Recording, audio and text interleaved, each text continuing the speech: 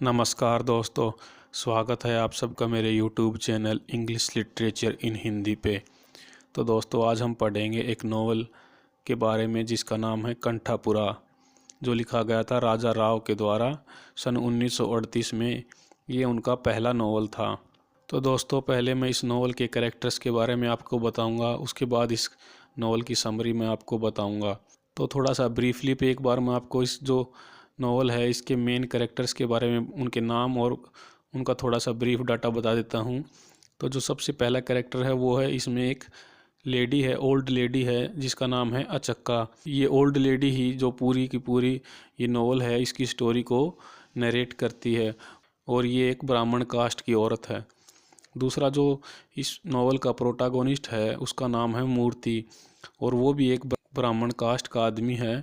और वो जो इस नॉवल में जो गांधीयन मूवमेंट चलता है, जो वो अंग्रेज़ों के खिलाफ आज़ादी के लिए जो आंदोलन करता है उस गांव में, उसका लीडर होता है। उसके बाद नेक्स्ट जो कैरेक्टर है वो है नरसम्मा। वो जो ये प्रोटागोनिस्ट मूर्ति है इसकी माँ है। उसके बाद है रंगम्मा। तो ये जो रंगम्मा है ये एक विधवा है, और ये जो गांधीयन मूवमेंट चलाता है मूर्ति, उसकी सेकंड इन कमान होती है। उसके बाद जो नेक्स्ट कैरेक्टर है वो है बड़े खान। ये एक पुलिस ऑफिसर है, और ये एक बहुत ही क्रूएल आदमी है, बहुत ही जुल्मी आदमी है। उसके बाद नेक्स्ट कैरेक्टर है भट्टा। ये बिजनेसमैन है, और ये बहुत ही एक घटिया किस्म का आदमी है। ये जो गरीब लोग हैं उनको बहुत ही शोषण करता है। ये उनको पैसे उधार पर देता है और उनसे बहुत ज़्यादा ब्याज लेता है, और जब वो ब्याज नहीं दे पाते हैं, पैसा चुका नहीं पाते हैं, तो उनकी ज़मीन हड़प लेता है। उसके बाद अगला कैरेक्टर है रत्ना। ये रत्ना ये कमलम्मा नाम की एक औरत की बेटी है। इसकी काफ़ी कम उम्र में शादी हो गई थी। इसकी शादी 10 साल की उम्र में हो गई थी, और शादी के कुछ दिन बाद ही इसका पति मर गया था। तो लोग इसे बहुत अशुभ मानते थे, और इसकी माँ ने भी इसको घर से बहिष्कृत कर दिया। उसके बाद जो एक मेजर कैरेक्टर है जिसका नाम है पटेल रंगी गोडा। तो ये एक काफ़ी इन्फ्लुएंशियल कैरेक्टर है इस नॉवल में। ये एक वैसे तो ये जाति से शूद्र था, लेकिन ये उस गांव का पटेल था, मतलब उस गांव का सरपंच टाइप आप उसे कह सकते हैं। ये एक बहुत ही स्ट्रॉन्ग, फिजिकली बहुत स्ट्रॉन्ग आदमी था, लेकिन ये बहुत आलसी भी था। और ये मूर्ति के जो गांधीयन आंदोलन चलाता है वो उसका समर्थक था। उसके बाद नेक्स्ट कैरेक्टर है स्वामी। ये जो स्वामी है ये एक जो रीजनल हिंदू मतलब लीडर था उस एरिया का।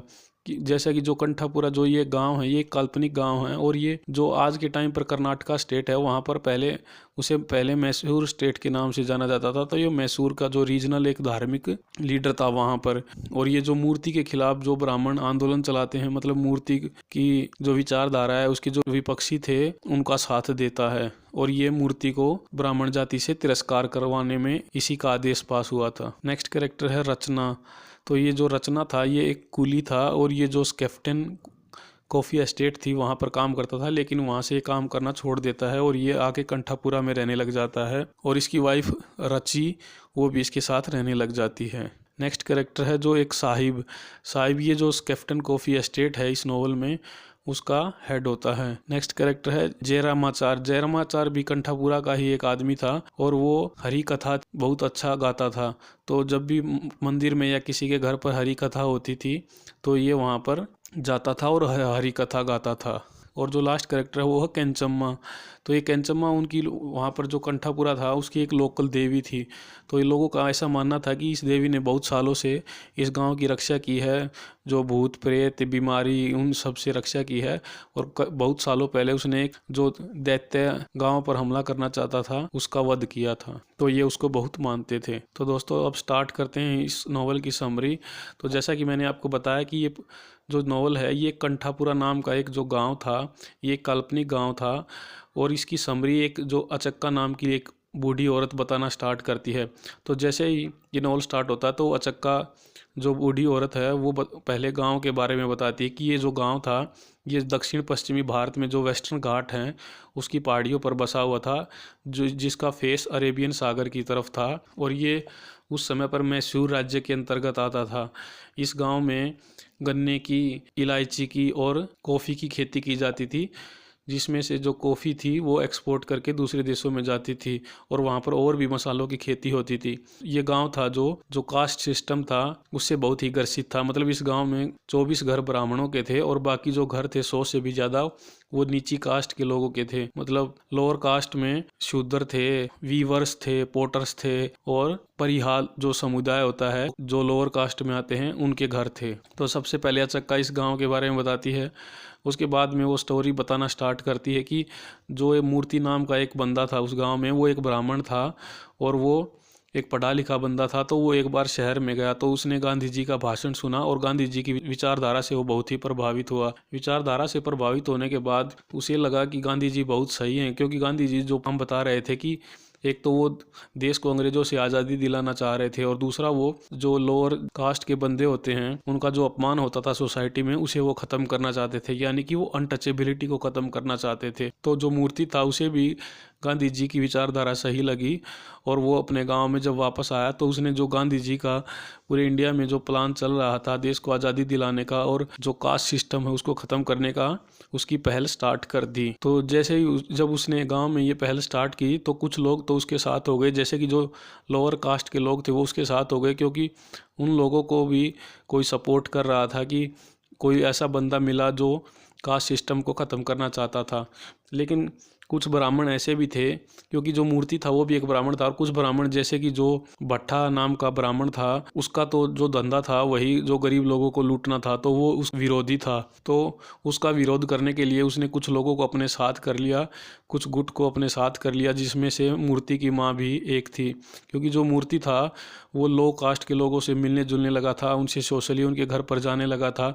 तो ये सब देखकर जो कुछ ब्राह्मण थे उनको बहुत ही जलन हुई। उन्हें लगा कि ये तो ब्राह्मणों को पोल्यूट कर देगा, तो वो उसके विरोधी हो गए थे। इस वजह से जो भट्टा ब्राह्मण था उसने जो स्वामी थे मैसूर के, जो रिलीजियस लीडर थे, उनसे जाकर मूर्ति की कंप्लेन कर दी और मूर्ति को ब्राह्मण जाति से एक्सकम्युनिकेट करवा दिया। तो जब मूर्ति को ब्राह्मण जाति से एक्सकम्युनिकेट कर दिया गया तो उसकी माँ जो नरसमा थी उसको बहुत ही दुख हुआ और वो चल बसी, उसकी मौत हो गई। उसकी मौत होने के बाद वो जो रंगम्मा नाम की एक विधवा थी उसके घर पर जाकर रहने लगा और जो गांधी जी का आंदोलन था उसे आगे बढ़ाने लगा।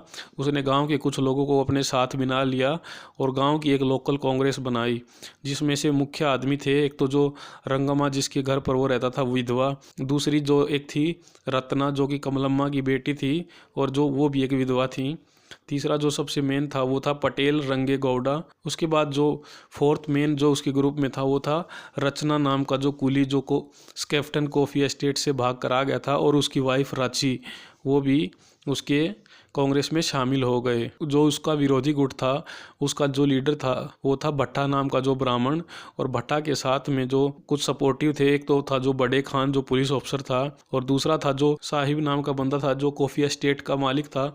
वो भी मूर्ति के विचारों से सहमत नहीं था और वो भी उसका विरोधी था। और एक जो वाटरफॉल वेंकम्मा नाम की लेडी थी वो भी बहुत ही एक ईर्ष्यालु औरत थी, वो भी मूर्ति की विरोधी थी। तो जो मूर्ति था वो उसने जो ये ग्रुप बनाने के बाद गांव में जो ढेर सारे चरखों का वितरण किया और जो शूद्र लोग थे, परिहा लोग थे, उनको चरखा दिया। और गांधी जी ने जो आंदोलन में बताया था कि सभी लोग चरखा काते, सूत काते और अपना खद्दर पहने, विदेशी कपड़ों का बहिष्कार करें, तो उसने ये सब शिक्षाएं लोगों को दी।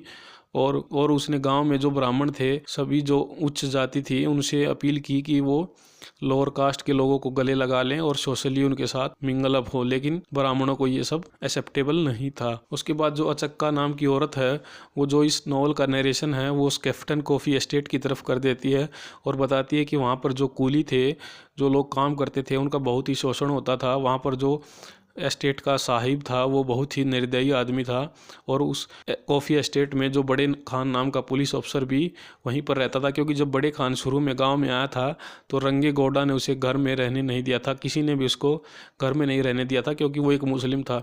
तो वो कॉफ़ी एस्टेट में रहने लगा था और वो गाँव के सभी लोगों से जलता था और बदला लेने की फिराक में था। तो जब ये सब शोषण होते हुए मूर्ति ने देखा तो उसने जो वहाँ के सभी कूली थे कॉफ़ी एस्टेट के, उनको पढ़ाना लिखाना स्टार्ट कर दिया।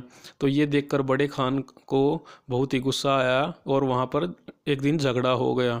तो झगड़ा हुआ तो वहाँ पर मारपीट हो गई और मारपीट होने के बाद मूर्ति को एहसास हुआ कि वो गांधी जी की अहिंसा की पॉलिसी पे चलता है, लेकिन यहाँ पर तो वायलेंस हो गया। तो उसने 3 दिन का फास्ट कर दिया। 3 दिन तक उसकी जो केयर थी वो रत्ना नाम की उस औरत ने की। 3 दिन के बाद उसका फास्ट खत्म हो गया। उसके बाद जो मूर्ति था वो गांधी जी के आंदोलन को बढ़ाने लगा। वो अंग्रेजों के खिलाफ और सरकार के खिलाफ लोगों को भड़काने लगा और उसकी जो गतिविधियां थी वो जैसे कि उसने चरखे बांटे और लोगों को प्रेरित किया कि वो अपना कपड़ा खुद बनाए, अपना खद्दर खुद पहने। तो ये देखकर सरकार को बहुत ही गुस्सा आया। तो जो बड़े खान था उसने मूर्ति और उसके साथ 17 लोगों को गिरफ्तार करके जेल में भेज दिया।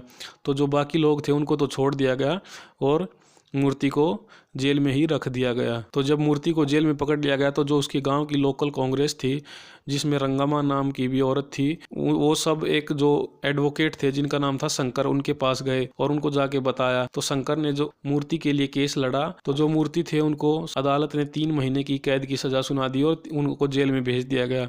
उधर जो कंठापुरा गाँव में जो बाकी उसकी कांग्रेस के लोग बचे जैसे कि रंगी गौड़ा, तो रंगी गौड़ा जो विलेज हेड थे उनको भी गवर्नमेंट ने उनके पद से हटा दिया और एक नया पटेल वहाँ पर नियुक्त कर दिया। तो जब मूर्ति जेल चले गए, वो 3 महीने के लिए जेल में थे, तो वहाँ पर जितनी औरतें थीं उन सब ने आंदोलन को आगे बढ़ाया और अंग्रेज़ों का बहिष्कार किया। तो उस टाइम पर अंग्रेज़ों गांधी जी का सविनय अवज्ञा आंदोलन चल रहा था देश में।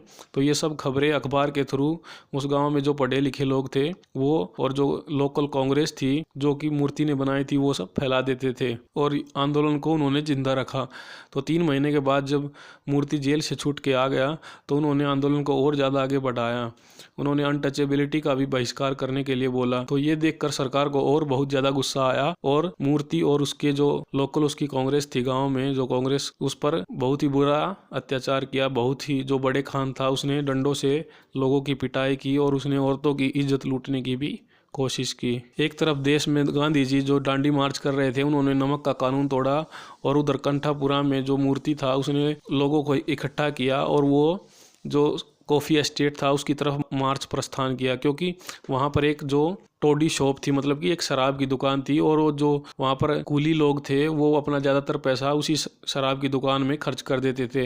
मतलब जितना कमाते थे वो वहीं पर खर्च कर देते थे। तो वो उस दुकान को बंद करवाना चाहते थे। तो उन्होंने उसकी तरफ मार्च पास्ट किया। तो वहाँ पर जो बड़े खान था वो ढेर सारी पुलिस लेकर खड़ा था और उसने लोगों पर बहुत ही बुरी तरह से लाठीचार्ज करवाया। जो पुलिस थी उसने लोगों को गाड़ियों में भर भर के दूर दूर तक जाकर फेंक दिया और बहुत लोगों को घायल कर दिया। लेकिन लोगों का जो उत्साह था वो कम नहीं हुआ और वो वापस कंठापुरा आ गए। जब अंग्रेज सरकार ने ये सब देखा तो लोगों पर और ज़्यादा जुल्म किया और गोलियां चलवाई, जिसमें कुछ लोग मारे गए। तो ये सब जब इतना जुल्म हुआ तो गांव में जो रत्ना नाम की लेडी थी उसने गांव के घरों में आग लगा दी और वहाँ पर बहुत ज़्यादा दंगा फसाद हो गया। जब सरकार ने देखा कि बहुत ज़्यादा दंगा फसाद हो गया तो लोगों पर उसने बहुत ही अत्याचार किया और लोगों को वहाँ से भगा दिया और जो उनकी ज़मीन थी वो नीलाम करके बम्बई के बिजनेसमैन लोगों को दे दी। उसके बाद से ये नॉवल ख़त्म हो जाता है। लास्ट में पता चलता है कि जो मूर्ति था वो भी वहाँ से चला गया और बहुत सारे लोग थे वो काशीपुर नाम की जगह पर चले गए और जो मूर्ति था वो गांधी विचारधारा से हटकर नेहरू की विचारधारा से जुड़ गया, क्योंकि उसने कहा कि गांधी जी बहुत ज़्यादा झुक रहे हैं, मतलब वो कंप्रोमाइजिंग हो रहे हैं अंग्रेज़ों के साथ। जबकि जो नेहरू का सोशलिज्म था वो उससे प्रभावित हुए और नेहरू के फॉलोअर बन गए। तो इस तरह से ये नॉवल ख़त्म हो जाता है। तो दोस्तों आपने देखा कि इस नॉवल में जो मेन 2 थीम है वो एक तो ये है कि जो कास्टिज्म का है कि जो ब्राह्मण थे वो शूद्रों का, परिहार लोगों का बहुत ही शोषण करते थे, वो उनके साथ सोशली मिक्स नहीं होते थे। और जो दूसरा था वो देश की आज़ादी का था जो कि गांधी जी ने चला रखा था और उसी आंदोलन को मूर्ति ने इस कंठापुरा नाम की जगह पर चलाया। तो दोस्तों ये तो थी इस नॉवल की समरी। अगर आपको अच्छी लगी हो तो लाइक कर देना। ओके दोस्तों, बाय।